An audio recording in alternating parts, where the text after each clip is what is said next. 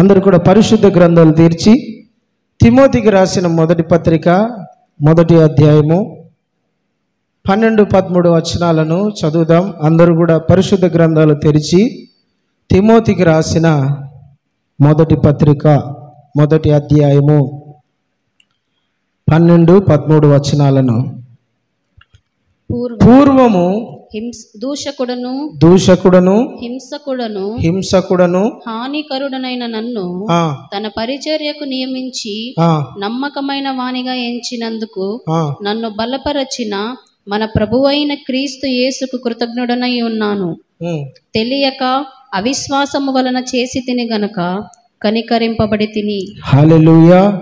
ప్రేమైన దేవుని బిడ్డలారా, అపోస్తలుడైన పౌలు తన ప్రియకుమారుడైన సేవలో ఎంతో సహకరిస్తున్నా, సేవలో తనకు ఎంతో తోడుగా ఉంటున్న నమ్మకమైన పరిచారకుడు సేవకుడైన తిమోతికి ఈ పత్రిక రాస్తా ఉన్నాడు. తిమోతి, పూర్వము నేను దూషకుడను హింసకుడను హానికరుడను, నేను ఎలా పడితే ఎలా ఉండేవాడిని. యేసు ప్రభుని దూషించిన, యేసు ప్రభు నమ్మిన విశ్వాసులను నేను హింసించిన, వాళ్ళను నేను బాధ పెట్టిన, వాళ్ళను నేను చిత్రహింస చేశా. ఒకప్పుడు నేను ఇట్లున్నా, హింసకుడుగా దూషకునిగా హాని చేసేవానిగా ఉన్నా. అప్పుడు నాకు తెలియక చేసినా కాబట్టి కనికరింపబడ్డాను. తెలియక చేశాడు కాబట్టి కనికరింపబడ్డాడు. తెలియక చేస్తే దేవుడు కనికరించే దేవుడు, తెలిసి చేస్తే దేవుడు కనికరించడు. తెలిసి మనము పాపం చేస్తే, తెలిసి దూషిస్తే, తెలిసి హింసిస్తే, తెలిసి మనము కీడు చేస్తే దేవుడు క్షమించడు. తెలియక చేశాను కాబట్టి నేను కనికరించబడ్డాను, దేవుడు నన్ను కనికరించాడు. అప్పుడు నాకు తెలియదు కాబట్టి ఇవన్నీ చేశా. తెలిసిన తర్వాత నేను ఎందుకు చేస్తా? నాకు తెలిసింది కాబట్టి నేను ఇంకా పూర్వము ఉన్నట్టుగా నేను ఉండను, పూర్వము ఉన్నట్టుగా నేను బ్రతకను, పూర్వము జీవించినట్టుగా నేను జీవించను, హానికరుడుగా ఉండను, దూషించేవానిగా ఉండను, హింస పెట్టేవానిగా ఉండను. ఇప్పుడు నుండి దేవుడు నన్ను కనికరించి నాకు ఒక మంచి జీవితం ఇచ్చినాడు కాబట్టి దేవునికి తగినట్టుగా యేసు ప్రభు నన్ను నమ్మి నాకు ఇచ్చిన ఈ జీవితాన్ని పరిచర్యను తగినట్టుగా నేను జీవిస్తా. ఎలా పడితే అలా నేను బ్రతకను. హల్లెలూయా. ప్రియమైన దేవుని బిడ్డలారా, యేసు ప్రభుని నమ్మి బాప్తిస్మము పొందిన ప్రతి ఒక్కరు కూడా ఎట్లా బ్రతకాలంట తెలిసిన? పూర్వము జీవించినట్టుగా జీవించకూడదు. మన బ్రతుకు మారిపోవాలి. ఈ వాక్యం పైన వారం చెప్పా, మన జీవితం మారిపోవాలి, విధానం మారిపోవాలి, మన నడక మారిపోవాలి, అన్నీ మారిపోవాలి. దేవునికి స్తోత్రం. Praise the lord. హల్లెలూయా, హల్లెలూయా.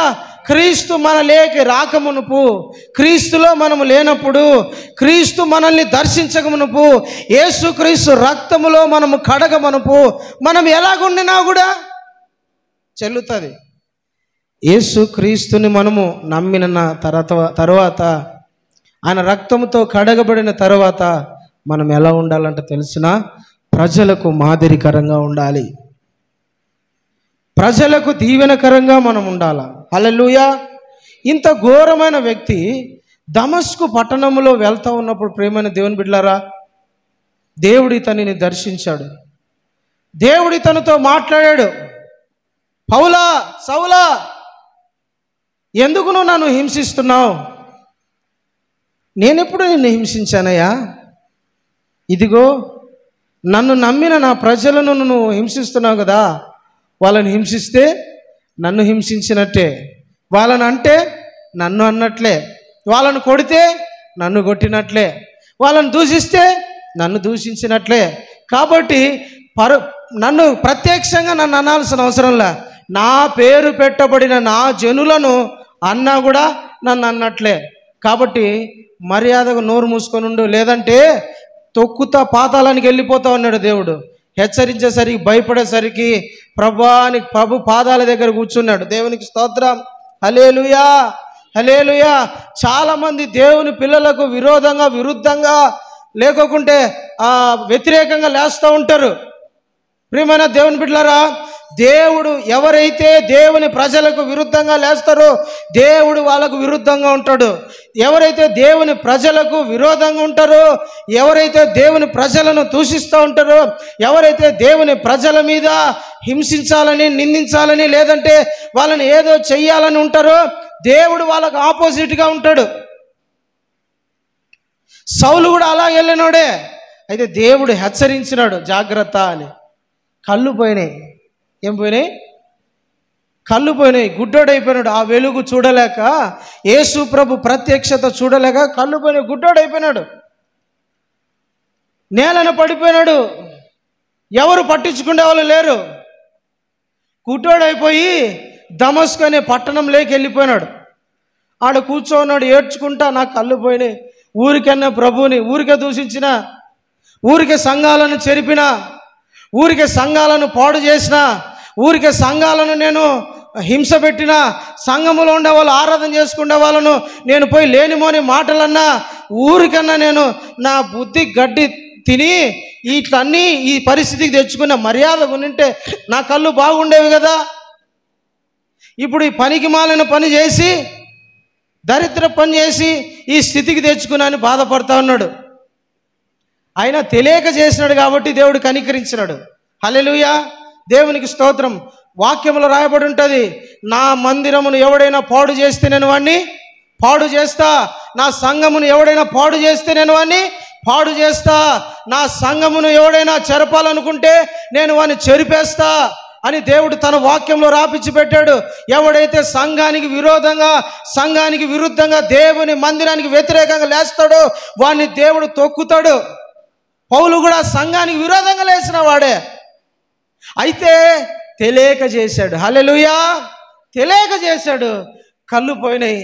ఒక ఇంట్లో కూర్చొని ఏడ్చుకుంటా ఉన్నాడు. ఏడ్చుకుంటా ఉన్నప్పుడు ఒక వ్యక్తిని దేవుడు దర్శించాడు. హల్లెలూయా, ఒక వ్యక్తిని దేవుడు దర్శించాడు. అతని పేరు అననీయ. అననీయతో దేవుడు మాట్లాడాడు. అననీయా, ఇదిగో సౌలు అనే ఒక వ్యక్తి, తార్సువాడైన సౌలు అనే ఒక వ్యక్తి చూపు పోగొట్టుకొని ఉన్నాడు. అక్కడికి వెళ్ళి నువ్వు ప్రార్థన చేయి. ప్రభువా, అతడు దూషించిన వాడు కదా, హింసించిన వాడు కదా, ప్రజలను గాయపరిచిన వాడు కదా, అతని గురించి నేనేంది ప్రభు ప్రార్థన చేసేదంటే, నాయనా నువ్వు సైలెంట్గా ఉండు, అతడు నాకు ఒక సాధనంగా వాడబడతాడు. హల్లెలూయా, ప్రైజ్ ది లార్డ్. అతన్ని నేను వాడుకోబోతున్నా, అతన్ని నేను ఉపయోగించుకోబోతున్నా, అతన్ని నేను బ్లెస్ చేయబోతున్నా, అనేక మందికి దీవెనకరంగా నేను అతన్ని వాడుకోబోతున్నా. దేవునికి స్తోత్రం. Praise the lord. హల్లెలూయా. ఎప్పుడు వాడుకోవడానికి ఇష్టపడినాడు తెలుసునా? దేవుడు ఒక మూలను కూర్చొని దేవుని సన్నిధిలో పశ్చాత్తాపడుతున్నాడు, మారు మనస్సు పొందుతాన్నాడు. క్షమించు ప్రభువా, తెలియక చేశానయ్యా, కనికరించయ్యా, కృప చూపయ్యా, నాయనా ఈ పాపము నేను కావాలని చేసింది కాదు, తెలియక చేశానని దేవుని సన్నిధిలో కూర్చొని అతడు మారు మనసు పొందుతాడు, పశ్చాత్తాపడుతున్నాడు. హల్లెలూయా. ప్రియమైన దేవుని బిడ్డలారా, దేవుని సన్నిధిలో కూర్చొని మారు మనసు పొంది దేవుని సన్నిధిలో పశ్చాత్తాపడితే దేవుడు కనికరించే దేవుడు, కృప చూపే దేవుడు మన యేసయ్య. పాపము చేయడము కాదు, పాపానికి దేవుని దగ్గర కూర్చొని ప్రభువా నేను తప్పు చేశా, ఈ పొరపాటు చేశా, నన్ను క్షమించు, కనికరించు, మరలా నేను నీ కొరకు వాడబడాలనుకుంటున్నా, నన్ను నీ కృపతో నింపని దేవుని సన్నిధిలో మనల్ని మనము తగ్గించుకుంటే, దేవునికి మనల్ని మనము అప్పగించుకుంటే, దేవుని సన్నిధిలో మనము మారు మనసు పొందితే దేవుడు మరలా కృప చూపి దర్శించే దేవుడు. ఆయన వదిలిపెట్టడు. ఆయన దేవుని సన్నిధిలో పౌలు మోకరించి ప్రార్థన చేస్తున్నాడు. అదే మారు మనసు పొందుతా అన్నాడు. ఏం చేస్తున్నాడు? మారు మనసు. దేవునికి దగ్గర చేసేది ఏంటో తెలిసిన? మారు మనసు. దేవుని దగ్గర చేస్తుంది మారు మనసు. దేవుని కనెక్టింగ్ మళ్ళా తీసుకొస్తుంది మారు మనసు. మారు మనసు అనేది చాలా ముఖ్యమైనది. ప్రార్థన, కానుక, సేవ, ఈ అన్నిటికన్నా ముఖ్యమైనది ఏంటో తెలిసిన? మారు మనసు. హల్లెలూయా. మారు మనసు లేకుండా ఆయన అంగీకరించాడు, యాక్సెప్ట్ చేయడు. అందుకని ఆయన మారు మనసు కోరుకుంటున్నాడు. దేవుడు అంట, దావీదు ప్రార్థన చేస్తాడు, ప్రభువా నేను 1000 గొర్రెలను ఇమ్మంటే ఇయ్యగలిగిన సామర్థ్యత నాకుంది, పొట్టేళ్ళను అర్పించగలను, దూడలను అర్పించగలను, కానీ అవి నీకు ఇష్టమైనవి కావయ్యా, నీకు ఇష్టమైనటి కావు, నువ్వు యాక్సెప్ట్ చేయవు. మరి ఏం కావాలా? విరిగి నలిగిన మనసే నీకు ఇష్టమైన బలి. దేవునికి ఇష్టమైనది ఏందో తెలిసిన, దేవుని దగ్గర ఏం చేసేదేంటో తెలిసిన, మారు మనసు. మారు మనసు పొందితే దేవుడు మన దగ్గరకు వచ్చేస్తాడు, సమీపంగా వస్తాడు. సౌలు దేవుని సన్నిధిలో కూర్చొని మారు మనసు పొందాడు. దేవునికి స్తోత్రం, హల్లెలూయా హల్లెలూయా. అననీయను పంపించాడు. అననీయ వచ్చాడు. అననీయ వచ్చి పౌలు దగ్గరకు వచ్చి మాట్లాడుతున్నాడు, వాక్యం గురించి బోధిస్తున్నాడు, బాప్తీసం గురించి బోధిస్తున్నాడు, మారు మనసు గురించి బోధిస్తున్నాడు, ప్రభువైన యేసుక్రీస్తుని గురించి బోధిస్తున్నాడు. బోధించి పరిశుద్ధాత్మను గురించి బోధించాడు. దేని గురించి? పరిశుద్ధాత్మను గురించి బోధించాడు. ఆ మాట చదవండి ఒకసారి. అపోస్తల కార్యాలు 9వ అధ్యాయం 17వ వచనం చదువునా. అననీయ వెళ్ళి ఆ ఇంట ప్రవేశించి అతని మీద చేతులుంచి, సౌలా సహోదరుడా నీవు వచ్చిన మార్గములో నీకు కనబడిన యేసే నీవు దృష్టి పొంది పరిశుద్ధాత్మతో నింపబడినట్లు. ఏం పొందాలంట? ఏం పొందాలా? నువ్వు దృష్టి పొంది పరిశుద్ధాత్మతో నింపబడినట్లు నన్ను పంపి ఉన్నాడని చెప్పాను. అప్పుడు అతని కన్నుల నుండి పొర వంటి రాలగా దృష్టి కలిగి లేచి బాప్తిసం పొందెను. చాలండి. దృష్టి పొందాలి, పరిశుద్ధ ఆత్మను పొందాల. పరిశుద్ధాత్మను పొందాలా? అదేందయ్యా, మారు మనసు పొందు, బాప్తిసం పొందు అంటే సరిపోయింది కదా.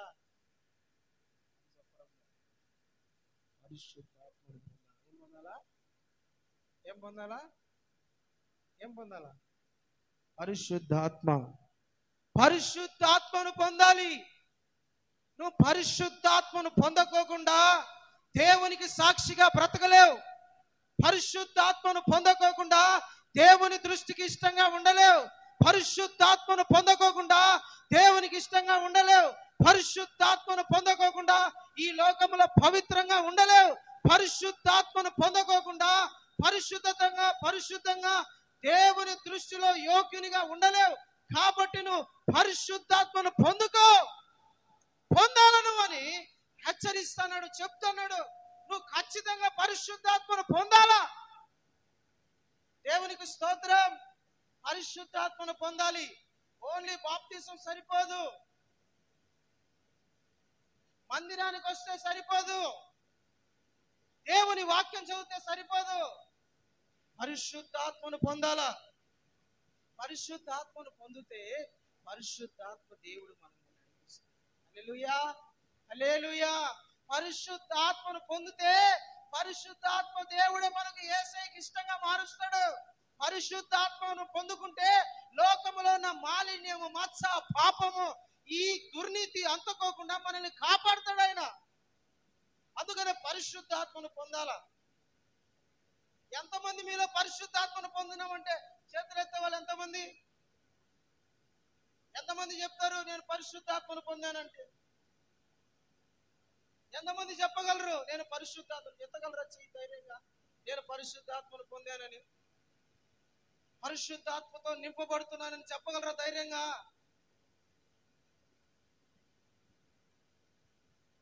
పరిశుద్ధాత్మను పొందాలి. Hallelujah praise the Lord. పరిశుద్ధాత్మతో నింపబడాలి. ప్రతి విశ్వాసి, మందిరానికి వస్తున్న ప్రతి ఒక్కరు కూడా పరిశుద్ధాత్మ శక్తి చేత నింపబడినప్పుడే యేసయ్యకు సాక్షిగా నిలబడతావు, యేసయ్యకు సాక్షిగా బ్రతకగలవు. ఈ లోకములో నిందారహితంగా ఉండగలవు, ఈ లోకంలో పవిత్రంగా ఉండగలము. ఈ లోక మాలిన్యము అంటకోకుండా, దురాభిమాన పాపములో పడిపోకుండా లోక ఇచ్చలకు, శరీర ఆశలకు, కోరికలకు, తుచ్చమైన అభిలాషలకు మనము వెలికి తిరగకుండా ప్రభు అయిన యేసు క్రీస్తుకు నమ్మకంగా బ్రతకగలం. ఎప్పుడంటే పరిశుద్ధాత్మను పొందినప్పుడు. పరిశుద్ధాత్మను పొందకోకుంటే ఈ లోక సంబంధమైన తుచ్చమైన అభిలాషలకు వెనుదిరిగి వెళ్ళిపోతాం. అందుకనే పరిశుద్ధాత్మను ప్రతి ఒక్కరు పొందాలా.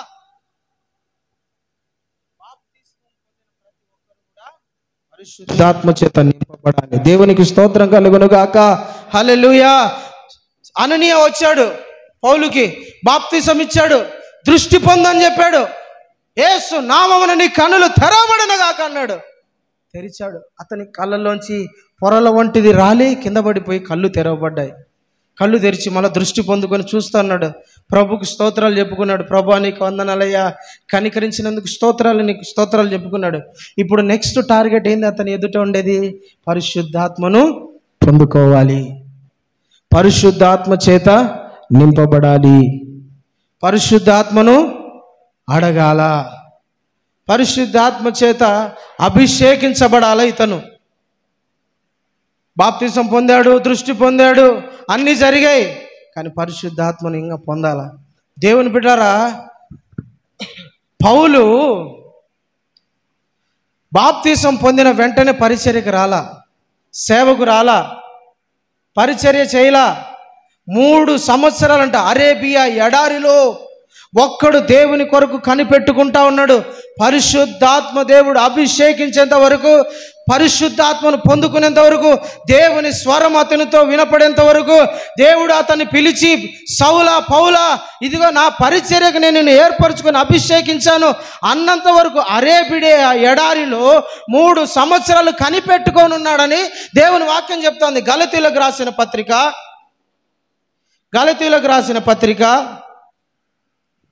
1వ అధ్యాయం 18వ వచనం చదవండి. గలతీలకు రాసిన పత్రిక 1:18. అటుపైన మూడు సంవత్సరములైన తరువాత కేఫాను పరిచయం చేసుకొనవలెనని యెరూషలేమునకు వచ్చి అతనితో కూడా 15 దినములుంటిని. అది కాదు నాన్న, పైన ఉంటుంది చూడు,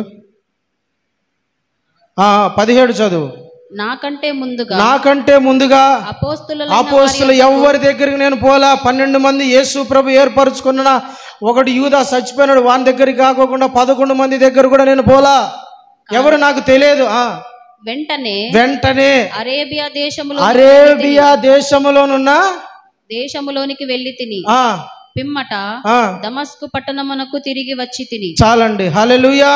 3 సంవత్సరాలంట అరేబియా ఎడారిలో దేవుడు అతనికి దర్శించిన తర్వాత, అతనితో మాట్లాడిన తర్వాత, బాప్తిసం పొందిన తర్వాత 3 సంవత్సరాలంట దేవుని సన్నిధిలో కనిపెట్టుకుంటా ఉన్నాడు. పరిశుద్ధాత్మ కొరకు, పరిశుద్ధాత్మ నింపుదల కొరకు, పిలుపు కోసం, దేవుని దర్శన కోసం. దేవుడు తనని ఎందుకు పిలుచుకున్నాడో, ఎందుకు ఏర్పరచుకున్నాడో, ఎందుకు రక్షించుకున్నాడో, ఎందుకు కనులు పోయి మళ్ళా కనులు వచ్చినాయో, వీటన్నిటికీ జవాబు 3 సంవత్సరాల అరేబియా ఎడారిలో కూర్చొని, దేవుని సన్నిధిలో కూర్చొని, పరిశుద్ధాత్మను పొందుకొని చాలా ప్రత్యక్షతలు అనుభవించాడు. హల్లెలూయా, హల్లెలూయా. ఈ ప్రత్యక్షలు, ఈ పుస్తకాలు, ఈ 14 పత్రికలు రాయడానికి ముందు అతను 3 సంవత్సరాలు దేవుని సన్నిధిలో కనిపెట్టాడు. ప్రియమైన దేవుని బిడ్డలారా, ఒక వ్యక్తి యేసు ప్రభుకు సాక్షిగా బ్రతకాలంటే, ఒక వ్యక్తి దేవునికి నమ్మకంగా ఉండాలంటే, ఒక వ్యక్తి యేసు ప్రభుకు తగినట్టుగా బ్రతకాలంటే, ఒక వ్యక్తి పరలోక సంబంధిగా మారిపోవాలంటే, ఒక వ్యక్తి ఈ లోకంలో నిందారహితుడిగా ఉండాలంటే పరిశుద్ధాత్మను పొందుకోవాలి, పరిశుద్ధాత్మతో నింపబడాలి, పరిశుద్ధాత్మతో నడిపించబడాలి, పరిశుద్ధాత్మను కలిగి ఉండాలా. ఒక వ్యక్తి పరలోక సంబంధమైన వ్యక్తిగా మారాలంటే, ఒక వ్యక్తి పరలోక సంబంధమైన వ్యక్తిగా ఉండాలంటే పరిశుద్ధాత్మను పొందుకోవాలి. దేవునికి స్తోత్రం, హల్లెలూయా. పోయిన వారం మీకు చెప్పా, ఒకప్పుడు అందరినీ హింసించేవాడు, ఇప్పుడు ఎలా మారిపోయాడంట? తాను యేసు ప్రభు కొరకు బలహీనతలను కూడా అనుభవించే స్థితిలోకి వచ్చేసాడు. ఒకప్పుడు అందరికి నష్టం చేసేవాడు, ఇప్పుడు క్రీస్తు కొరకు తనను తానే నష్టపోతున్నాడు. ఒకప్పుడు దేవుని పిల్లలను హింసించేవాడు, ఇప్పుడు తాను యేసు ప్రభు కొరకు హింసలను అనుభవించే స్థాయికి వచ్చాడు. ఎట్లా సాధ్యం ఇది? ఎట్లా సాధ్యం? పరిశుద్ధాత్మ దేవుడు ఒకనిలో ఉంటే యేసుక్రీస్తు కొరకు బ్రతుకుతారు. బలహీనతలను అనుభవించడానికైనా, హింసలను అనుభవించడానికైనా, నిందలను అనుభవించడానికైనా, అవమానాలను అనుభవించడానికైనా, క్రీస్తు కొరకు సాక్షిగా బ్రతకడానికైనా, పరలోక రాజ్యము భూమి మీద ప్రజలకు కనపడేటట్లు మన బ్రతుకు మారాలన్నా పరిశుద్ధాత్మ దేవుడు మనలో ఉండి నడిపించాలి. హల్లెలూయా, ప్రైజ్ ది లార్డ్. పోయిన వారం మీకు ఏం చెప్పారంటే, పౌలు యేసు ప్రభు నమ్మిన తర్వాత యేసు ప్రభుకు సాక్షిగా ఎలా బ్రతికాడు, ప్రభు కొరకు ఏమేమి త్యాగం చేసుకున్నాడు, ప్రభు కొరకు ఏమేమి సమర్పించుకున్నాడు, ప్రభు కొరకు ఏమేమి వదులుకున్నాడో చెప్పా. ఈ వారం ఏంటో తెలిసిన, మనుషుల కొరకు తనను తాను ఏ విధంగా మలుచుకున్నాడు. ఒక వ్యక్తిని సంపాదించుకోవాలంటే ఊరికి సంపాదించుకోగలమా? డబ్బు ఇచ్చి సంపాదించుకుంటావు. డబ్బు ఇవ్వకపోతే, ఒక వ్యక్తిని డబ్బు ఇచ్చి సంపాదించుకుంటావు, డబ్బు ఇవ్వకపోతే బంగారు ఇచ్చి సంపాదించుకుంటావు అనుకో, లేదంటే ఏదైనా కానుకలు ఇచ్చి సంపాదించుకుంటావు. తర్వాత అది ఇవ్వకపోతే వెనక్కి వెళ్ళిపోతావు. ఒక వ్యక్తిని, ఒక మనిషిని సంపాదించుకోవాలంటే సామాన్యమైన విషయం కాదు. క్రీస్తు కొరకు పట్టుకోవాలంటే, యేసు ప్రభు కొరకు మనము ఒక వ్యక్తిని పట్టుకోవాలంటే, యేసు ప్రభు కోసం ఒక వ్యక్తిని మందిరానికి తీసుకోవాలన్నా, ప్రభు వైపు తిప్పాలన్నా, ఆ వ్యక్తిని పాప జీవితంలో నుండి బయటికి తీసుకురావాలన్నా సామాన్యమైన విషయమా? ఒక వ్యక్తి పరిశుద్ధాత్మతో నింపబడితేనే కానీ ఆ వ్యక్తి ఇంకొక వ్యక్తిని ప్రభావితం చేయలేడు. నువ్వు ఎంత చెప్పు అతనిలో మార్పు రాదు, ఎంత చెప్పు అతనిలో క్రియలు జరగవు, ఎంత చెప్పు అతడు ప్రభు వైపు తిరగడు. అదే నువ్వు పరిశుద్ధ ఆత్మతో నింపబడితే నీలోనున్న ప్రతి మాట కూడా ఏమవుతుందంటే తెలుసునా, దయగల మాటగా దేవుడు మారుస్తాడు, ఆదరణ కలిగించే మాటగా దేవుడు మారుస్తాడు, హెచ్చరించే మాటగా దేవుడు మారుస్తాడు, మార్పు కలిగించేటట్టుగా పరిశుద్ధాత్మ దేవుడు మారుస్తాడు. పరిశుద్ధాత్మతో నింపబడితే. నింపబడకపోతే బూడిదలో వేసిన పన్నీర్ లాగానే ఉంటాయి మన మాటలన్నీ. ఏం వేస్ట్, ప్రయోజనం ఉండవు, ప్రయోజనం లేనిగా ఉంటాయి. అయితే పరిశుద్ధాత్మతో నింపబడితే మన మాటలు ఎలా ఉంటాయి? అవి పరిమళ వాసనగా మారిపోతాయి. హల్లెలూయా.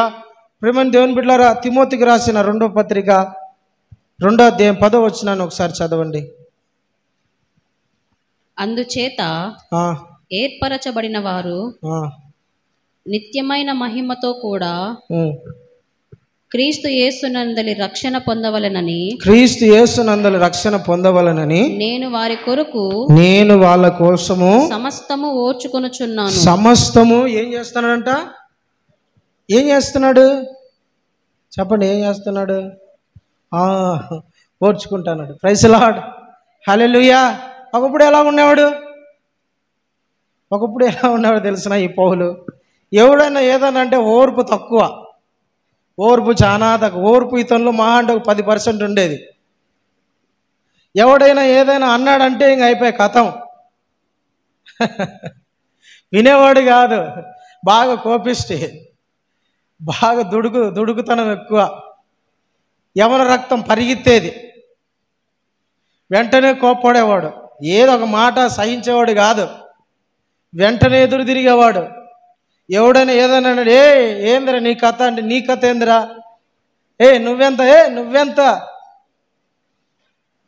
అని ఎదురు తిరిగాడు. ఓర్పు తక్కువ ఇతగానికి. పౌలు గారికి ప్రభు నమ్మకమునుపు ఓర్పు తక్కువ, సహనం తక్కువ. ఎవరైనా ఏదైనా కూడా వెంటనే అనేవాడు.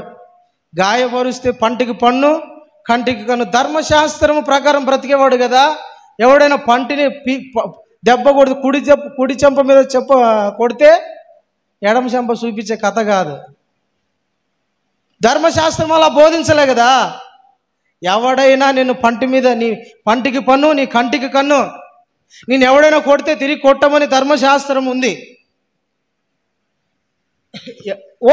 ఓర్పు ఉండదు, సహనం ఉండదు, ఓర్పు అసలు తక్కువ. వింటానే రగిలిపోయేవాడు. ఏదైనా పౌలు గురించి సౌలు గురించి వ్యతిరేకమైన మాట మాట్లాడితే రగిలిపోయేవాడు. వాళ్ళని ఏదో ఒకటి చేసేంత వరకు వెనక్కి తిరిగేవాడు కాదు. ఏదో ఒకటి చేయాల్సిందే, అనాల్సిందే, గాయపరచాల్సిందే, మాట్లాడాల్సిందే. ఆడు ఎంత పెద్దవాడైనా కానీ, ఆయన కథ ఎంతైనా కానీ, వాళ్ళతో ఫస్ట్ వాళ్ళు నన్ను ఏదో అన్నారు, నేను వాని కథ చూడాలి. ఓర్పు లేదు పౌలుకు ముందు. ఇప్పుడు ఎట్లున్నాడంట, యేసుని నమ్మిన తర్వాత అందరూ రక్షణ పొందాలని, అందరూ యేసు వైపు తిరగాలని, అందరూ యేసులోకి రావాలని, అందరి కొరకు, అందరి రక్షణ కొరకు నన్ను నేను సమస్తము ఏం చేస్తున్నానంట, ఓర్చుకుంటానంట.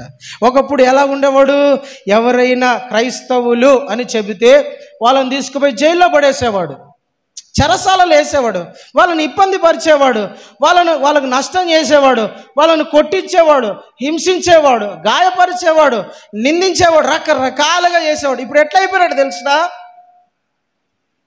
యేసు ప్రభు కొరకు ఇతను చెరసాలలో ఉండి రాస్తున్నాడు. హల్లెలూయా, హల్లెలూయా.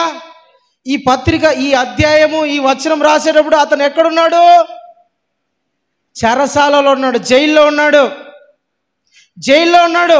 ఒకప్పుడు ఇతగాడే ప్రజలను జైల్లో వేయించేవాడు, ఇప్పుడు ఇతను జైల్లో ఉన్నాడు. దేని బట్టి, యేసు ప్రభుని బట్టి. ఓర్చుకుంటా అన్ని. ఓర్చుకుంటే ఏం జరుగుతుంది, గొప్ప కార్యాలు జరుగుతాయి. ఓర్చుకుంటే అనండి, ఓర్పు గొప్ప కార్యాలను చేస్తుంది. ఓర్పు అనండి, ఓర్ప కాదు, ఓర్పు గొప్ప కార్యాలు చేస్తుంది. ఓర్చుకుంటే మనము గొప్ప కార్యాలను చూస్తాము. ఓర్చుకుంటే మన జీవితంలో అద్భుత కార్యాలను చూస్తాము. ఓర్చుకుంటే మన జీవితము మేలులు అనుభవిస్తాము. ఓర్చుకుంటే మన జీవితంలో గొప్ప గొప్ప కార్యాలను అనుభవిస్తాము. ఓర్చుకోలేదనుకోండి, మనకు రావాల్సినవన్నీ పోతాయి. ఓర్చుకోకపోతే. Praise the lord, hallelujah. ఒకడు మెకానిక్ దగ్గరికి పోయినాడు బైక్ సర్వీసింగ్ చేయించుకోవడానికని. బైక్ మెకానిక్ సర్వీసింగ్ చేసేటప్పుడు నిదానంగా ఒక్కొక్కటి టైట్గా ఉందా, లూజ్గా ఉందా, ఎక్కడైనా దుమ్ము పట్టిందా, ఏదైనా బ్రేక్ పని చేస్తుందా, క్లచ్ పని చేస్తుందా, గేర్ పని చేస్తుందా, అన్నీ పరీక్షిస్తూ పంపిస్తాడు. ఇతగానికి అర్జెంట్ పని ఉంది. పని ఉన్నప్పుడే తీసుకొచ్చి సర్వీసింగ్ పాయింట్లో పెట్టాడు, మెకానిక్ షాప్లో. అతని దగ్గరికి వచ్చి, అన్న కానీ నా తొందరగా టైం అయిందన్న, చాలా తొందరగా పోవాలన్న, చాలా తొందర అన్న 10 నిమిషాలు ఉన్నాయా, ఇంతసేపు ఉన్నావు, 10 నిమిషాలు ఉంటే అన్నీ బాగా నీట్గా చేసి పంపిస్తా కదా అంటే, లేదన్న టైం లేదు, ఒక 10 నిమిషాలు ఓర్పు పట్టయ్యా అయిపోతుంది అంటే, లేదన్న టైం లేదు, అన్నీ చేసినావు కదా, బ్రేకు క్లచ్ అన్నీ బాగానే ఉన్నాయి కదా, అన్నీ బాగానే ఉన్నాయి. మొత్తానికి ఇతగాడు అతనికి ఎంతనో సర్వీసింగ్ డబ్బు ఇచ్చేసి బైక్ తీసుకొని తోలుకుంటా వెళ్ళిపోతా అన్నాడు. మధ్య దూరం లేకపోయేసరికి టైర్ ఊడిపోయింది. ఆ టైర్కు దానికి దీనికి మధ్య ఉన్న కడ్డు ఉంటుంది చూసారా, అది పెట్టిన కానీ దానికి బోల్ట్ సరిగ్గా బిగించాల. దేవునికి స్తోత్రం కలుగును గాక. ప్రియమైన దేవుని బిడ్డలారా, ఓర్పు తక్కువ కొందరికి, ఓర్పు తక్కువ వలన చాలా మందికి నష్టాలు కలుగుతాయి. ఓర్పు లేకపోవడం వల్ల చాలా మంది జీవితాలలో నష్టాలు చూస్తూ ఉంటారు. ఓర్చుకుంటే దేవుడు నీ జీవితంలో గొప్ప కార్యాలను చేస్తాడు. హల్లెలూయా, హల్లెలూయా. ఓర్పు కలిగి ఉండాలి దేనికైనా సరే. ప్రసంగి అంటాడు సొలొమోను, విత్తుటకును నాటుటకును ఫలించుటకును సమయము కలదు. విత్తుటకు, నాటుటకు, ఫలించడానికి, చచ్చిపోవడానికి, నవ్వడానికి, ఏడవడానికి, అన్ని దాంట్లకు సమయం ఉంది. నాకు ఓర్పు లేదు, నేను ఈరోజు సస్తా అంటే ఎవరికి నష్టం? ఎవరికి నష్టం? నాకు ఓర్పు తక్కువ. ఓర్పు ఉంటే గొప్ప కార్యాలు చూస్తారు. చెట్టు వేసిన, ఇత్తనం వేసిన కొన్ని నెలలకు, 6 నెలలకు, 5 నెలలకు పంట వస్తుంది. ఒక సామెత ఉంది, ఓర్చుకుంటే కోడిగుడ్డు సట్టడవుతుందంట. తెలుసా మీకు ఆ సామెత? ఓర్చుకుంటే కోడిగుడ్డు సట్టడవుతుందంట. సామెత తెలుసు. ఓర్పు లేకుందనుకో ఈ కోడిగుడ్డు పగలు కొట్టుకొని గుడ్డు వేసుకొని ఆమ్లెట్ వేసుకొని తిన్నాము, కోడి బాయిల్ చేసుకొని తిన్నాము సరిపోతుంది. ఓర్చుకుంటే కోడిగుడ్డు సట్టడవుతుంది. అంటే 6 నెలలు ఓర్చుకుంటే ఈ కోడి ఏమవుతుంది, ఈ గుడ్డు ఏమవుతుంది, కోడి అవుతుంది. హ్యాపీగా చికెన్ చేసుకొని నువ్వు ఒకడే ఆమ్లెట్ తినకోకుండా నీ కుటుంబం అంతా చికెన్ తినచ్చు అని అర్థం. ఓర్పు లేకోకుంటే, ప్రియమైన దేవుని బిడ్డలారా, ఓర్పు చాలా ముఖ్యం క్రైస్తవునికి. అది ఎట్లా వస్తుంది, ఎవరిస్తారు, ఎక్కడ దొరుకుతుంది, ఏ షాప్లో ఉంటుంది, దానికి విలువ ఏమన్నా ఉందా, పెట్టుబడి ఉందా దానికి? ఏ మనిషి దగ్గరికైనా పోయి నేర్చుకోవచ్చా? ధ్యానం చేస్తే వస్తుందా? రాదు. అది ఎట్లా వస్తుంది? పరిశుద్ధాత్మ నడిపింపు, పరిశుద్ధాత్మ నింపుదల. ఒక వ్యక్తికి ఓర్పు రావాలంటే అతడు పరిశుద్ధాత్మ పూర్ణుడై ఉండాలి. హల్లెలూయా, ఆమేన్. ఒక వ్యక్తి ఓర్చుకోవాలంటే, ఓర్పు కలిగి ఉండాలంటే పరిశుద్ధాత్మ నింపుదల ఉండాలి. ఓర్పు లేకోకుంటే గొప్ప కార్యాలు చూడలేరు. పౌలు ఒకప్పుడు జీవితంలో ఇతరులను హింసించినవాడు, ఇతరులను చెరసాలలో ఉంచినవాడు, ఇతరులను గాయపరిచినవాడు. ఇప్పుడు ఇతను దేవుని కొరకు మనుషులను సంపాదించుకోవడానికి ఓర్చుకొని ఉన్నాడంట. దేవునికి స్తోత్రం. హల్లెలూయా, హల్లెలూయా. 9వ వచనం చదువు ఒకసారి. 2:9 2 తిమోతి. నేను నేరస్తుడనై ఉన్నట్టు, చూడు, నేను నేరస్తుడై ఉండునట్లు ఆ సువార్త విషయమై సంకెళ్లతో బంధింపబడి శ్రమపడుచున్నాను. అయినను దేవుని వాక్యము బంధించబడలేదు. అందుచేత ఏర్పరచబడిన వారు నిత్యమైన మహిమతో కూడా క్రీస్తు యేసునందలి రక్షణ పొందవలెనని నేను వారి కొరకు సమస్తము ఓర్చుకొనుచున్నాను. చాలండి. వాళ్ళ కోసం సమస్తమును ఓర్చుకుంటానంట. వాళ్ళు కొట్టినా, తిట్టినా, లేనిపోని మాటలు అన్నా, దూషించినా, ఏం చేసినా కూడా వాళ్ళు అంటే ఓర్చుకుంటా ఉన్నారు. ఎంతమంది అంటే ఓర్చుకుంటా ఉంటారు? ఎవరైనా ఓర్చుకోగలరా? మనిషి అనేవాడు ఓర్చుకుంటాడా?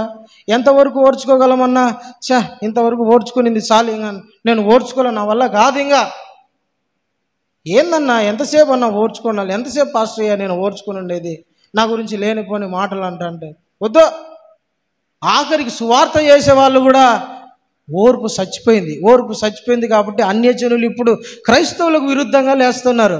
ఒకప్పుడు పేడ నీళ్ళు పోసుకొని వచ్చేట పోస్తే థ్యాంక్ యూ బ్రదర్ అనేవాళ్ళు, రాళ్ళతో కొట్టించుకునేవాళ్ళు, తిడితే తిట్టించుకునేవాళ్ళు, దూషిస్తే దూషించేవాళ్ళు, అమ్మను అక్కను అందరినీ తిడతానే కూడా ఓకే నో ప్రాబ్లం అనేవాళ్ళు. అందుకని ఆ దినాలలో మహిమగల కార్యాలు జరిగాయి. ఈ దినాలలో మాకు రాజ్యాంగం ఉంది, మాకు రాజ్యాంగం హక్కు ఇచ్చింది, మాకు అన్నీ ఉన్నాయి, మేము పోరాడతాం అనేసరికి వాళ్ళు కూడా ఓహో నీకు రాజ్యాంగం ఉందారా, ఏదరా నీ దేశం అనే కాడికి వచ్చినారు. ఓర్పు లేక, ఓర్పు లేక ఓర్చుకుంటే క్రైస్తవులు ముఖం మీద పేడ నీళ్ళు కొట్టినా, ముఖం మీద చెప్పుతో కొట్టినా, అరిచేతులతో వేసి చంపకేసి కొట్టినా సరే, గుద్దినా సరే, బండ బూతులు తిట్టినా సరే వాళ్ళు ఓర్పు కలిగి ఉండేవాళ్ళు. వాళ్ళ దేవుడు గొప్పవాడు, శక్తివంతుడు వాళ్ళ దేవుడు. కాబట్టే వాళ్ళ దేవుడు అంత శక్తివంతుడు కాబట్టే తన పిల్లలు కూడా ఓర్చుకొని నిందలను సహిస్తా, దెబ్బలను సహిస్తా, అవమానాలను సహిస్తా ఇప్పుడు వాళ్ళు స్టిల్ ఇట్లున్నారంటే వాళ్ళ దేవుడు ఎంత గొప్పవాడు అన్న సాక్ష్యం వచ్చేది. రక్షణ కార్యాలు చూసేవాళ్ళు ఇప్పుడు అలాంటి ఓర్పు లేదు. కారణం ఏంటో తెలిసినా, పరిశుద్ధాత్మను పొందుకోవాలని ఆశ ఉంటే కదా. ఓర్పు గొప్ప కార్యాలు చేస్తుంది. హల్లెలూయా, హల్లెలూయా. దేవునికి స్తోత్రం కలుగును గాక. నిన్ను ఎవరు ఎన్ని అన్నా సరే నువ్వు ఓర్చుకొని మౌనంగా ఎప్పటి వరకు? అంతము వరకు సహించిన వాడు రక్షించబడతాడు. అంతం వరకు సహించాలి, అంతం వరకు ఓర్పు కలిగి ఉండాలా. నేను మీ అత్త అన్నా సరే, మీ నాన్న అన్నా సరే, మీ తమ్ముళ్ళు అన్నా సరే, మీ తల్లిదండ్రులు దూషించినా సరే, నీ బంధుమిత్రులు అన్నా సరే ఓర్పు కలిగి ఉండు, దేవుని జీవితంలో గొప్ప కార్యం జరిగిస్తాడు. దేవునికి స్తోత్రం. ఓర్పు లేకపోతే నీ జీవితంలో కార్యాలు చూడలేవండి. ఓర్పు కలిగి జీవించు, అంతవరకు సహించు. నిందించిన, అవమానపరిచిన, కొట్టినా, తిట్టినా, నీ గురించి లేనిపోని మాటలు మాట్లాడినా ఓర్పు కలిగి ఉండు. ఏం కలిగి ఉండాలా? అబ్బా నువ్వు భలే చెప్తావు పాస్టయ్య, మా పరిస్థితి నీకు వస్తే తెలుస్తాయి.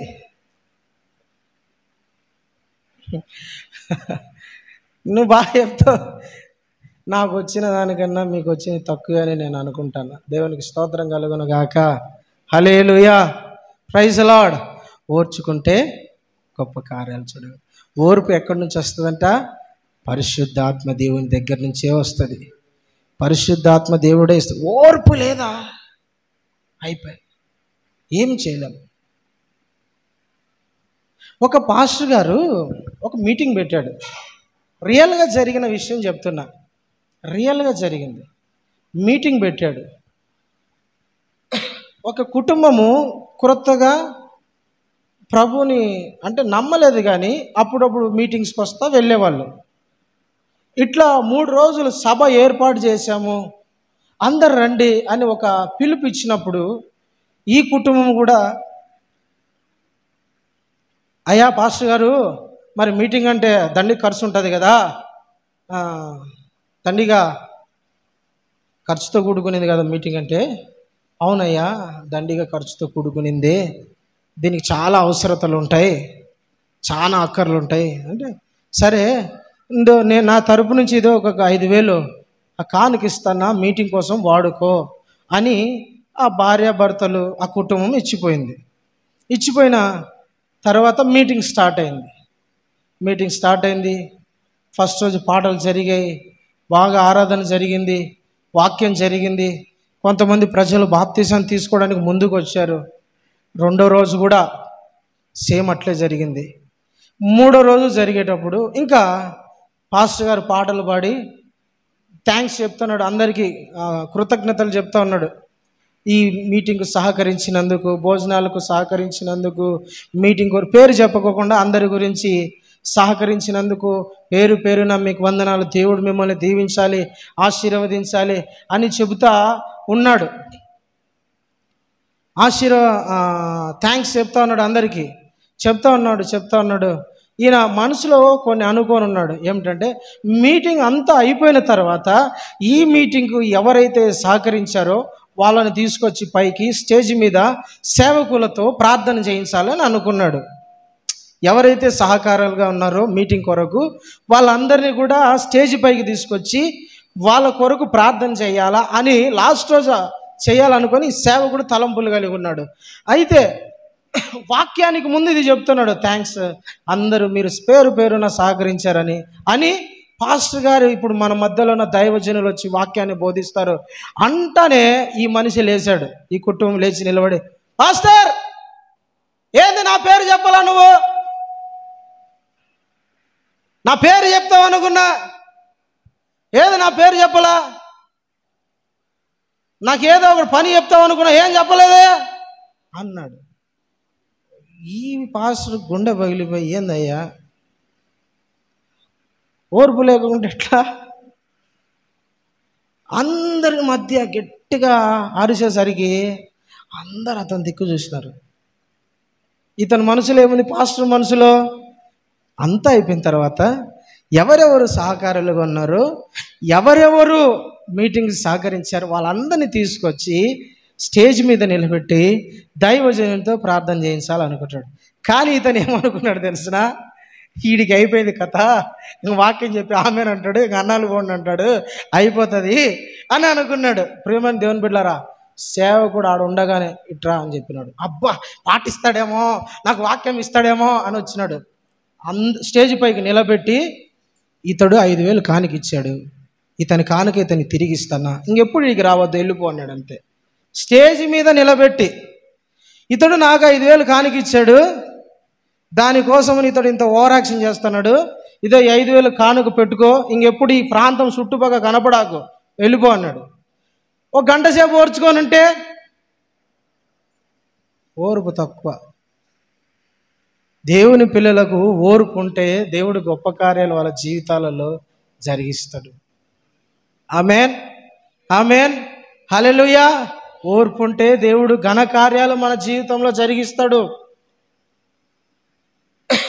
ఓర్చుకుంటే దేవుడు రక్షణ కార్యాలు మన ద్వారా జరిగిస్తాడు. ఓర్చుకుంటే దేవుడు మహిమగల కార్యాలను దేవుడు జరిగిస్తాడు మన ద్వారా. ఓర్చుకుంటే శత్రువులను కూడా మన పాదాల దగ్గరికి తీసుకొచ్చి పడేస్తాడు. ఓర్చుకుంటే దేవుడు మన జీవితంలో ఎవరెవరు నిందలు అవమానాలు పరిచారో వాళ్ళ ఎదుటనే దేవుడు మనల్ని హైలైట్ చేస్తాడు. హల్లెలూయా. షిమ్మి దావీదును తిడతా ఉన్నాడు, దుమ్మెత్తి పోస్తా అన్నాడు. దుమ్మెత్తి పోతావురా నువ్వు, నాశనం అయిపోతావురా నువ్వు, నీ కుటుంబము, నన్ను పట్టించుకోలేరా నువ్వు, నాశనం అయిపోతావు, నువ్వు దుమ్మెత్తి పోస్తాడు షిమ్మి దావీదు మీద. దావీదు గుద్దుకు చంపేయగలడు, ఒక గుద్దే అరుస్తే చచ్చిపోతాడు వాడు. ఎవరు?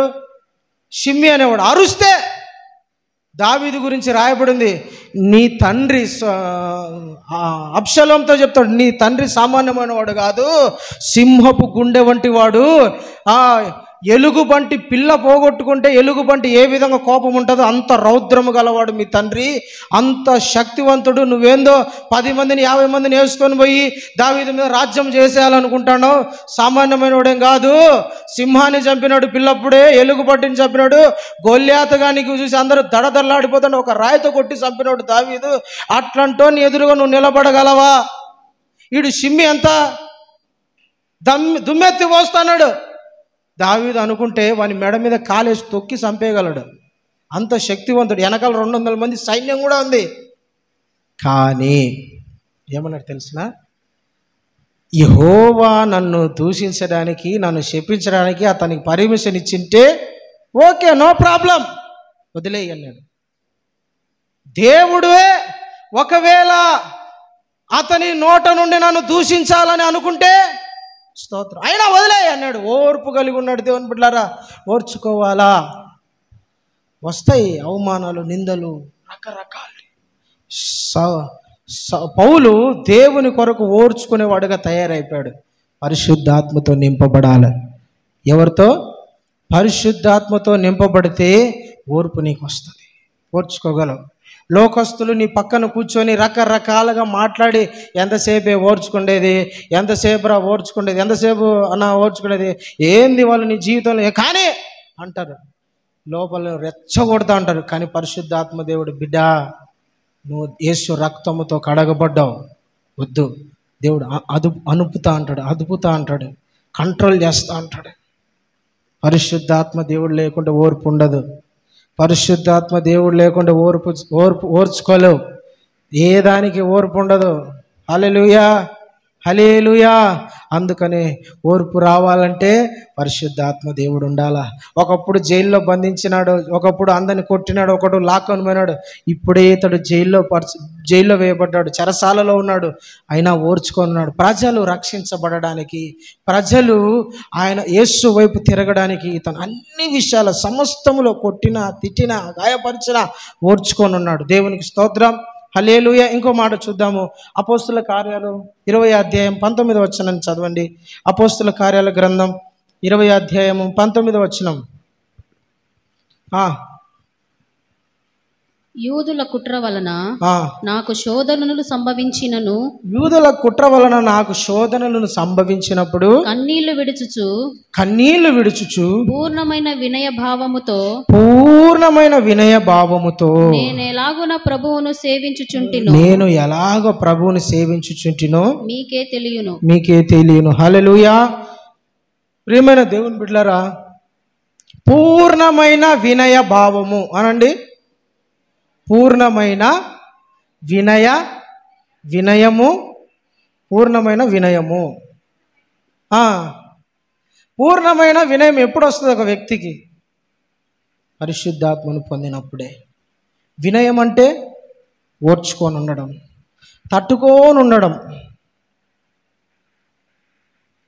వినయుడు అంటే ఇట్లుంటాడు చూసారా, అబ్బా ఏమి వినయ విధేయత అయ్యా అంటారు చూసారా, అదే.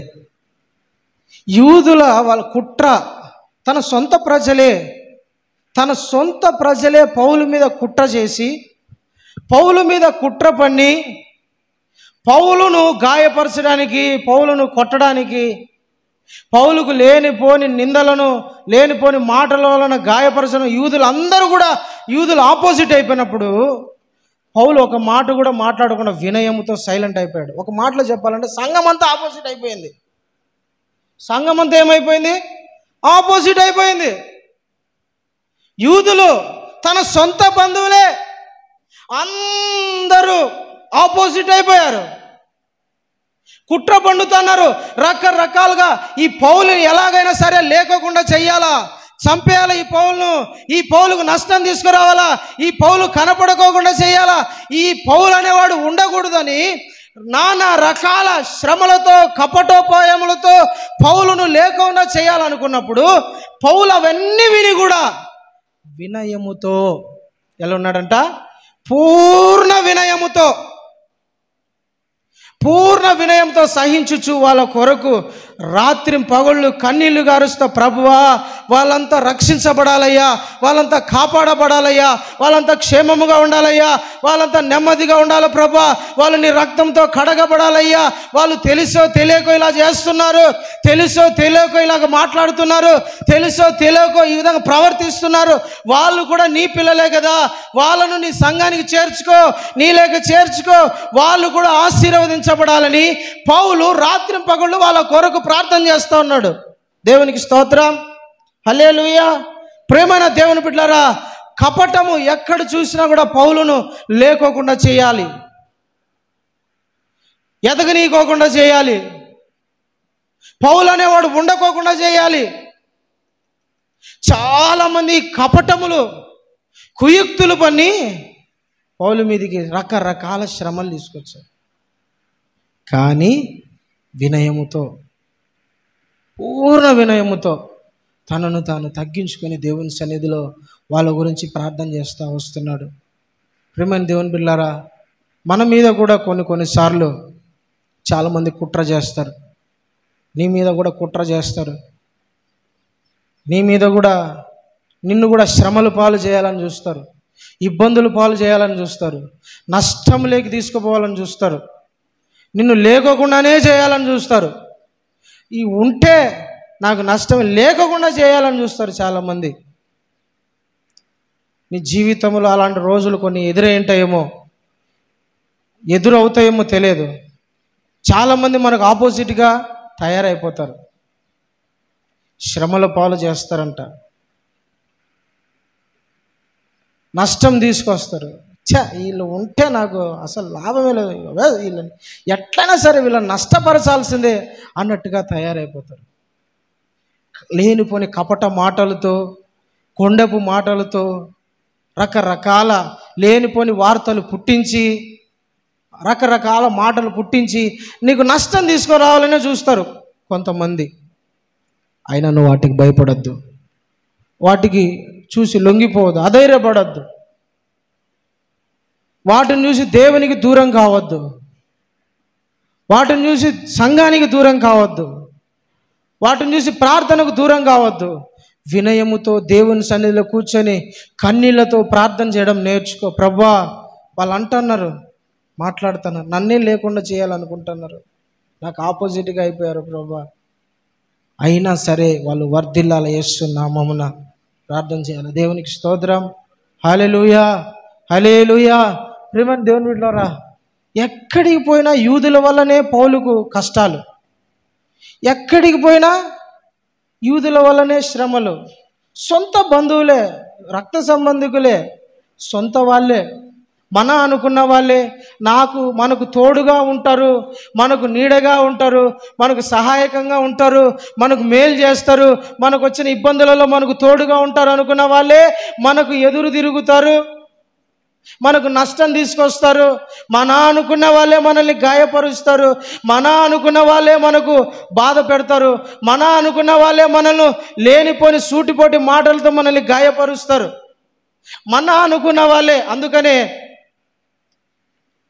రాజుబాబు గారు పాట రాస్తారు కదా, ఆత్మీయులే నన్ను అవమానించగా అన్యులే నన్ను అపహాసించగా, ఆత్మీయులే నన్ను అవమానించగా, అన్యులే నన్ను అపహాసించగా, అందుకే అండ నీవైతివయ్యా,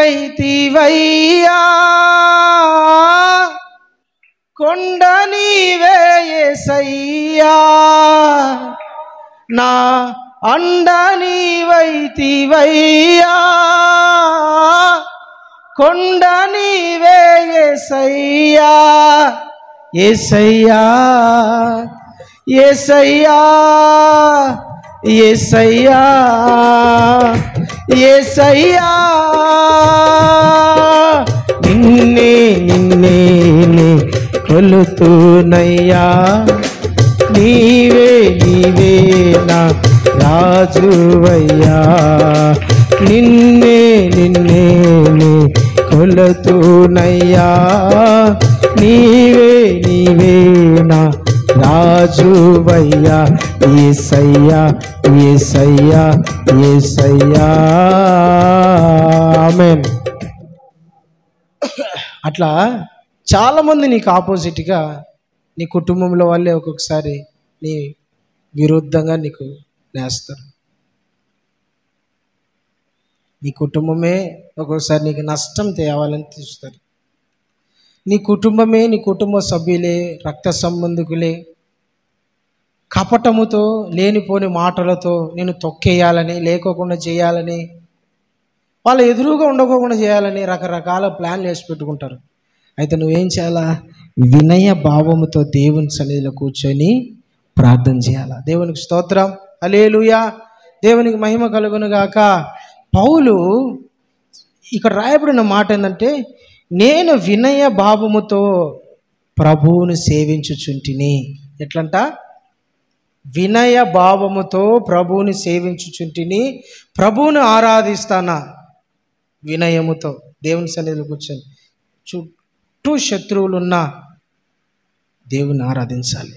ఆమేన్, హల్లెలూయా. చుట్టూ రాబందులున్నా ఎవరున్నా మనం ఆరాధించాలి దేవుని.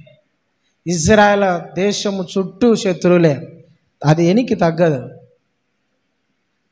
యెరూషలేము చుట్టూ శత్రువులే, అది వెనక్కి తగ్గదండి. ఆ దేశము వెనకే తగ్గే మాట ఉండదు. దేవుని బిడ్డ ఎప్పుడు కూడా నీకు వస్తున్న శ్రమలను బట్టి, నిందలను బట్టి, లేనిపోని మాటలను బట్టి, నీ అనుకున్న వాళ్ళని నువ్వు తొక్కాలని చూస్తున్నా కూడా వినయ భావముతో దేవుని సన్నిధిలో కూర్చొని ప్రార్థన చేయి. నీ శత్రువులందరూ కూడా నీ వైపు తిరుగుతారు. హల్లెలూయా. నా శత్రువుల ఎదుట భోజనము నాకు సిద్ధపరిచావు. మన శత్రువులు ఎదుటే భోజనాన్ని సిద్ధపరుస్తాడు ఆయన. నా శత్రువుల ఎదుటే నీవు నాకు విందును సిద్ధము చేశావు. నా శత్రువుల ఎదుటే నీవు నాకు విందును సిద్ధము చేశావు. ప్రేమని దేవుని బిడ్డలారా, నీ శత్రువు ఎదుటే నీకు భోజనాన్ని సిద్ధపరుస్తాడు. హల్లెలూయా, దేవునికి స్తోత్రం. ఒకప్పుడు నాకు శత్రువులు ఉన్నారు కొంతమంది. నాకు సేవలోకి రాకముందుకు నాకు చాలామంది ఆపోజిట్గా శత్రువులు ఉన్నారు. చాలామంది వాళ్ళు నన్ను చూసినప్పుడు వాళ్ళు రగిలిపోయేవాళ్ళు, పళ్ళు పటపట కొరికేవాళ్ళు. ఏదో ఒకటి చేయాలిరా ఇన్ని అనుకునేవాళ్ళు, అనుకునేవాళ్ళు. ప్రభు దగ్గర ప్రార్థన చేసుకున్న, ప్రభా ఒకవేళ కొత్తగా నాకు ఎవరైనా శత్రువులు ఉంటే, నేను ఎవరికైనా శత్రువు ఉంటే వాళ్ళనే క్షమించు, నేను ఎవరికైనా శత్రువు ఉంటే నన్ను క్షమించు ప్రభా. దేవుని సన్నిధిలో అందరినీ క్షమిస్తున్నా, ఇంకెప్పుడు ఎవరి జోలికి పోను ప్రభా అని ప్రార్థన చేసుకుంటా ఉన్నా. ప్రార్థన చేసుకుని కొన్ని రోజులు దేవుని సన్నిధిలో సిద్ధపడుతూ ఉన్నా. బయటికి ఎక్కడికి పోవడంలా, ఎక్కడికి పోకుండా షాపు, ఇల్లు, మందిరం, ఈ మూడే నాకు. ఇంకా వేరే ప్రపంచం ఏం తెలియకోకుండా ఒక 6 నెలలు అలా పెరిగా. షాపు, ఇల్లు, మందిరం, అదే ఇంకా దాంట్లోనే పెరుగుతూ వచ్చా. ఒకరోజు మా ఫ్రెండ్ ఒకడు, అంటే ఫ్రెండ్ కాదు కదా, నాకు ఆపోజిట్ వాడు నన్ను చూస్తే అగ్గి మీద మిరపకాయలు వేసినట్లే పట పట పట పట అంటాడు. బగ్గుమని పొగలేసినట్టే, ఘాటు వచ్చినట్టే అట్టుంటాడు వాడు. ఒకరోజు నేను పెళ్ళికి పోయా, మా ఫ్రెండ్ పెళ్ళి, వాడు వచ్చినాడు. నేను భోజనానికి కూర్చున్నా, క్రిస్టియన్ మ్యారేజ్, బైబిల్ పట్టుకొని టిఫిన్ తిని ఆడ ముందు కూర్చొని ఉన్నా పెళ్ళిలో. పాస్టర్ గారికి నేను తెలుసు పలాని మందిరంలో ఈ అబ్బాయి పరిచర్య చేస్తాడు అని. అప్పుడు నేను సేవకుని కాకపోయినా మా నాన్న సేవకుడే, రెండోది నేను పరిచర్య చేస్తానా, మారు మనసు పొందినని కొంతమంది సేవకులకు తెలిసి నన్ను అప్పుడప్పుడు ఆహ్వానించేవాళ్ళు. పాట పాడుదురా తమ్ముడు, సాక్ష్యం చెప్దురా, బాగుంటుంది అని పిలిచేవాళ్ళు. ఆ పెళ్ళిలో నేను ముందు కూర్చోన్నా. పాస్టర్ గారు చూసి తమ్ముడు పైకి రా అన్నాడు. ఎందుకన్నా అంటే, నువ్వు రా తమ్ముడు, మన మధ్యలో ఉన్న రాజుబాలు పైకి వస్తాడు అన్నాడు. పాట పాడతాడు అనేసరికి షాక్ అయిపోయాను. నా ఆపోజిట్ నా ఫ్రెండ్ వాడు వెనకలే కూర్చోన్నాడు. రాజుబాలు ఎవరబ్బా, నేను బైబిల్ పట్టుకొని పైకి పోతా అంటే ఆడు నన్ను చూసి ఈడెప్పుడు సేవకుడు అయినాడు, ఈడెప్పుడు మారు మనసు పొందాడు, వీడెప్పుడు ఇట్లయ్యాడు. నేను అంతా అయిపోయి పాస్టర్స్ అంతా భోజనానికి కూర్చుంటారు కదా, అప్పుడు నేను సేవకుని కాదు కాబట్టి సేవకునితో కూర్చొని తినే యోగ్యత అర్హత నాకు లేదని ఆ పక్కనే ఆడైనా కూర్చొని తినేవాడిని. అక్కడ కూర్చొని తింటా ఉంటే మా ఫ్రెండే వచ్చినాడు, స్ట్రైట్ చక్కగా కూర్చొని ఆ పక్కన కూర్చున్నాడు. అరే బాగున్నావురా అన్నాడు. బాగున్నాను రా అంటే, ఏంద్రా ఎప్పుడు ఇట్లా అయిపోయినావురా, ఏంద్రా ఎట్లా అయిపోయినావు, బైబిల్ పట్టుకొని ఏమైపోయినావురా నువ్వు, ఏంది ఇట్లా అయిపోయినావు, నిజంగానే నువ్వు మారినావా అంటే, దేవునికే స్తోత్రం రా అని. వాడు నాతో కూర్చొని గంట సేపు మాట్లాడాడు. నేను చూస్తే వాడు ముఖం తిప్పుకొని పోయేవాడు, మాట్లాడేవాడు కాదు. అలాంటోడు నా పక్కన కూర్చొని అప్పుడు అనుకుని ఆ వాక్యం నాకు గుర్తొచ్చింది, నా శత్రువుల ఎదుట నాకు భోజనాన్ని సిద్ధపరుస్తాడు. హల్లెలూయా, దేవునికి స్తోత్రం. ఎవరు ఎన్ని కపటాలు, ఎవరు ఎన్ని కుయుక్తులు, ఎవరు ఎన్ని ప్లాన్లు వేసుకున్నా కూడా నీ దేవుడు నీ పక్షంగా ఉన్నాడు. నిన్ను విడిపించి, నిన్ను కాపాడి, నిన్ను ఆశీర్వదించి నడిపించగలగా సర్వశక్తివంతుడు నీతో ఉన్నాడు ఆయన. హల్లెలూయా, ఆమేన్. అయితే మనం ఏం చేయాలా? దేవుని సన్నిధిలో వినయముతో కూర్చోవాలి.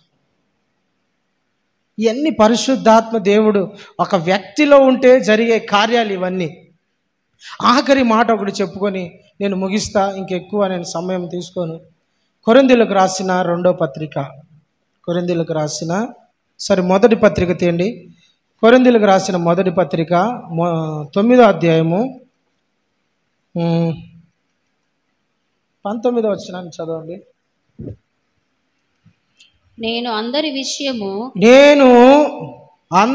విషయము స్వతంత్రుడనై ఉన్నను, ఎక్కువ మందిని సంపాదించుకొనుటకై అందరినీ నన్ను నేనే దాసునిగా చేసుకొంటిని. చాలండి, దేవునికి స్తోత్రం. హల్లెలూయా. ఎక్కువ మందిని సంపాదించుకోవడానికి ఏమయ్యాడంట అతడు? ఎక్కువ మందిని సంపాదించుకోవాలంటే కొండాలు చెప్పకూడదు. డబ్బుల వలన మనిషి తిరగడు, లేనిపోని మాటల వలన తిరగడు.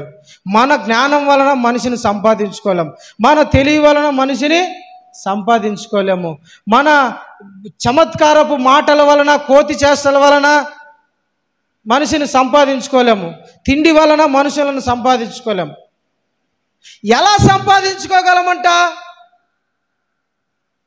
నేను ఎక్కువ మందిని సంపాదించుకోవడానికి నన్ను నేనే దాసునిగా చేసుకున్నా. ఎక్కువ మంది ప్రభు వైపు తిరగాలి, అతని వైపు తిరగాలని కాదండి, మళ్ళీ అతని వైపు తిరగాలని కాదు, అతనికి ఫ్యాన్స్ అవ్వడానికి కాదు, అతనికి జేజేలు కొట్టడానికి కాదు. పౌలన్న గొప్పవాడు, పౌలన్న సువార్త చెప్తే అందరూ మారిపోతారు, పౌలన్నకు మంచి అని భజన చేయించుకోవడానికి కాదు. ఎక్కువ మందిని ఎందుకొరకు సంపాదించుకోవాలనుకుంటున్నాడంట? ఎక్కువ మంది ప్రభువులోకి రావాలి, మారు మనసు పొందాలి, పరలోక రాజ్యము నిండిపోవడానికి ఎక్కువ మందిని సంపాదించుకోవడానికి ఇతడు ప్రయాసపడుతున్నాడు. దేవునికి స్తోత్రం. హల్లెలూయా. ఎక్కువ మందిని సంపాదించుకోవడానికి తనను తానే దాసునిగా మార్చుకుంటున్నాడు. దాసుడు అంటే పనివాడని అర్థం. దాసుడంటే పనివాడు. ఒక వ్యక్తిని సంపాదించుకోవడానికి తనను తాను పనివానిగా, యూదుడకు యూదులాగా, ధర్మశాస్త్రం లేనివానికి ధర్మశాస్త్రం లేనివానిగా, అన్యజనులకు అన్యజనులలాగా తనను తాను మలుచుకుంటాన్నాడంటండి. మలుచుకుంటాన్నాడు. అన్యజనుల దగ్గర అన్యజనులలాగా ఉంటున్నాడు. ధర్మశాస్త్రం లేని వాళ్ళ దగ్గర ధర్మశాస్త్రం లేని వానిలాగా ఉంటున్నాడు. యూదుల దగ్గర యూదులలాగా ఉంటాడు. ఎందుకంటే అందరినీ నేను సంపాదించుకోవాలా, అందరినీ సంపాదించుకోవాలా, అందరినీ ప్రభు దగ్గరికి తీసుకురావాలా, అందరూ మారు మనసు పొందాలా, అందరూ పరలోక రాజ్య వారసులుగా కావాలా. ఇతడు ఉద్యోగం చేయని, ఇతడు పని చేయని, ఇతడు వ్యాపారం చేయని, ఇతడు ఏమైనా చేయనియండి, ఇతని టార్గెట్ అంటే ఏంటంట? మనుషులను సంపాదించాలి. పని చేస్తూ ఉంటాడు, మనుషులను సంపాదించుకుంటాడు. హల్లెలూయా, హల్లెలూయా. ప్రియమైన దేవుని బిడ్డలారా, ఒక వ్యక్తిని మనం సంపాదించాలంటే మనము దాసునిగా మారిపోవాలంట. ఎట్లా మారిపోవాలా? దాసుడంటే పనివాడు. ఒక వ్యక్తిని నువ్వు సంపాదించుకోవాలనుకుంటే పనివానిగా మారిపోవాలి. యేసుక్రీస్తు అందరినీ సంపాదించుకోవడానికి తనను తాను దాసుడిగా మారిపోయాడు. శిష్యుల పాదాలు గడిగాడు. సిగ్గుపడ్డాడు ఆయన. తగ్గించుకోవడానికి ఆయన సిగ్గుపడలా. తగ్గించుకోవడానికి ఆయన ఎంత మాత్రం కూడా సిగ్గుపడలేదండి. ఆయన సిగ్గుపడలే. ఇది చేస్తే నన్ను తక్కువగా చూస్తారేమో, తక్కువగా అనుకుంటారేమో, చీప్గా చూస్తారేమో అనుకోలే ఆయన. అట్లా దాసుడిగా మారిపోయాడు. పాదాలను కడగడానికి కూడా తనను తాను తగ్గించుకున్నాడు. దాసుడు అంటే పనోడు. దేవునికి స్తోత్రం. హల్లెలూయా, హల్లెలూయా. ఒక వ్యక్తి ఇంకొక వ్యక్తిని సంపాదించాలంటే, ఒక గుంపును సంపాదించాలంటే, ఒక కుటుంబాన్ని సంపాదించుకోవాలంటే ఆ వ్యక్తి దాసునిగా మారిపోవాలి. దాసుడైతేనే ప్రజలను సంపాదించుకోగలడు, పనివాడైతేనే ప్రజలను సంపాదించుకోగలడు. దేవునికి స్తోత్రం. Praise the lord. హల్లెలూయా. ప్రియమైన దేవుని బిడ్డలారా, ఏ పని చేసినా అందులో దీనత్వం కనపడాలా, ఏ పని చేసినా అందులో తగ్గింపు కనపడాలా, ఏ పని చేసినా అందులో ప్రేమ కనపడాలా, ఏ పని చేసినా అందులో త్యాగం కనపడాలా. ఒక వ్యక్తిని సంపాదించడం అంటే ఊరికే కాదు. ఏ పని చేయి అందులో తగ్గింపు ఉండాలా, ఏ పని చేయి అందులో దీనత్వం ఉండాలా, ఏ పని చేయి అందులో ప్రేమ ఉండాలా, ఏ పని చేయి అందులో యేసుక్రీస్తు కనపడాలా. ఒక వ్యక్తిని సంపాదించాలంటే,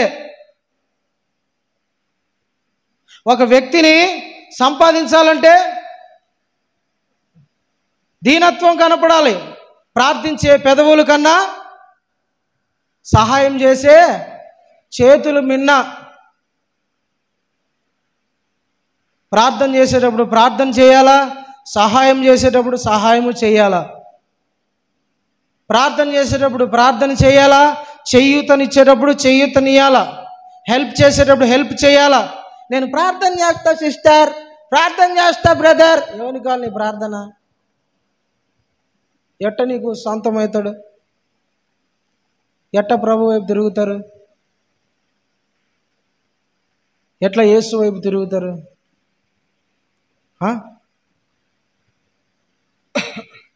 దాసుడిగా మారిపోవాలని. ఇంట్లో కూడా ఒక వ్యక్తి కుటుంబాన్ని సంపాదించుకోవాలంటే ఆ కుటుంబానికి నువ్వు దాసురాలి అయిపోవాలి.